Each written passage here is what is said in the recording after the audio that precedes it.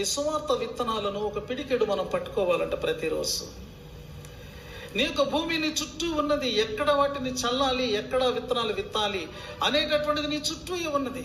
ఎందుకంటే నీవు విత్తేది ఈ నేల మీద కాదు, మానవ హృదయం అనేటటువంటి తావులో నీవు యొక్క వీటిని విత్తాలి. నీ చుట్టూ ఉన్న మనుషులు, నీ కొలీగ్స్, నీ కో ట్రావెలర్స్, నీ యొక్క నైబర్స్, నీ ఫ్రెండ్స్, వారి యొక్క హృదయ సీమలో ఈ యొక్క బీజాలను నాటాలి.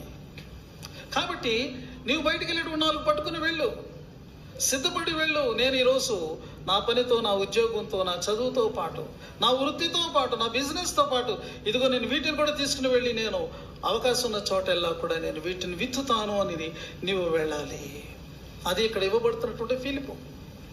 ప్రార్థనతో ఆగిపోయేవాడు కాదు, సువార్తతో సాగిపోయేవాడు క్రైస్తవుడు.